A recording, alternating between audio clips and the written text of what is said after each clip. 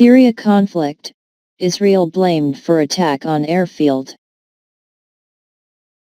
The Syrian government and its ally Russia have blamed Israel for a deadly attack on a Syrian military airport. Monday's attack hit the Taiz air base, known as T4, near the city of Homs. Observers say 14 people were killed. Israel, which has previously hit Syrian targets, has not commented. Syria initially blamed the US for the strike. The incident comes amid international alarm over an alleged chemical attack on a Syrian rebel-held town. The US and France had threatened to respond. US President Donald Trump said there would be a big price to pay for the alleged chemical attack in Douma, in the eastern Ghouta region, near the capital Damascus. He branded Syria's President Bashar al-Assad an animal. Skip Twitter post by @RealDonaldTrump. Meanwhile, the last rebel fighters in Douma have surrendered and are being bussed out of the enclave after reaching a deal with the government, Syria's state TV said. Could Israel be involved? Syrian state news agency Sana, quoting a military source, reported that air defenses had repelled an Israeli missile attack on T4, saying the missiles were fired by Israeli F-15 jets in Lebanese airspace. Russia's defense ministry said that, of 8 missiles, 5 were shot down and 3 reached the western part of the aerodrome. Israel rarely acknowledges carrying out strikes, but has admitted attacking targets in Syria dozens of times since 2012. Its heaviest airstrike on Syria, in February this year, included targeting the T4 air base. That followed an incursion by an Iranian drone into Israel and the shooting down by Syrian air defenses of an Israeli F-16 fighter jet. Israel has said it will not allow Iran, its arch-foe, to set up bases in Syria or operate from there, something Israel considers a major threat.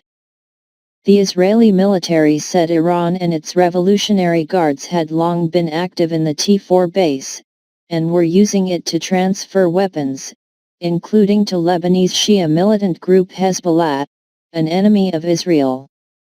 They also said the drone had been launched from the base. UK-based monitoring group, the Syrian Observatory for Human Rights, said that fighters of various nationalities, meaning Iranians or members of Iranian-backed Shia militias, were among the 14 dead at the base. Complicated equation by Jonathan Marcus, BBC Defense and diplomatic correspondent. This attack could be part of Israel's growing effort to contain Iran's military buildup in Syria and to interrupt the supply of advanced Iranian missiles to its Lebanese Shia ally, Hezbollah. Any Israeli operation would have been closely monitored by Russian air defense radars in Syria. There is also a telephone hotline between the Israelis and the Russian headquarters in Syria. So far Moscow has done nothing to interfere with Israel's air operations. But the presence of Russia's air defenses in Syria certainly complicates the strategic equation as Western governments ponder their response to the recent chemical attack. Is there a connection to the Douma attack?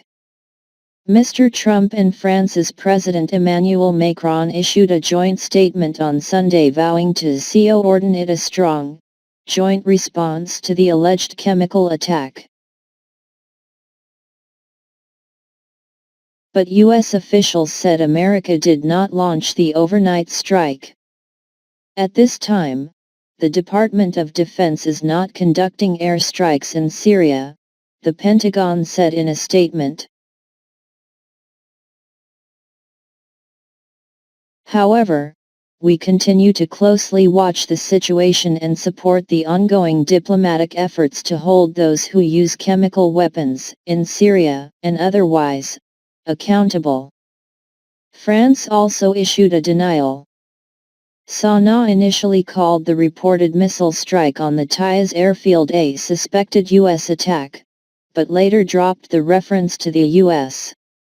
In April 2017, the U.S. fired 59 Tomahawk cruise missiles at Syria's Shireh military airfield in response to a chemical weapons attack on a different rebel-held town, Khan Sheikhoun. What happened in Douma?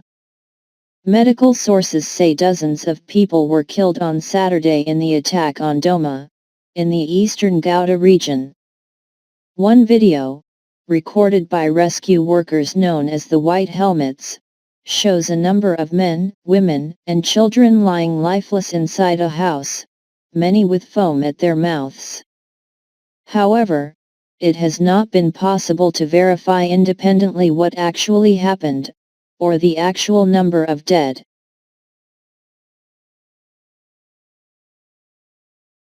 The UN Security Council is expected to discuss the crisis on Monday. Both Syria and Russia deny a chemical attack took place, and have reached an evacuation deal with the Jaish al-Islam rebels who hold Douma. Moscow said military operations there had been halted.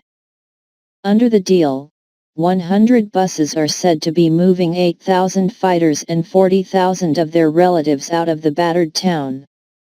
Hostages who had been held by the rebels are being set free.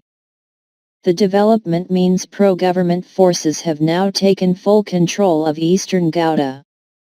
Analysts say this is President Assad's biggest military success since the fall of Aleppo in 2016. It follows a weeks-long government offensive in which more than 1,600 people were killed.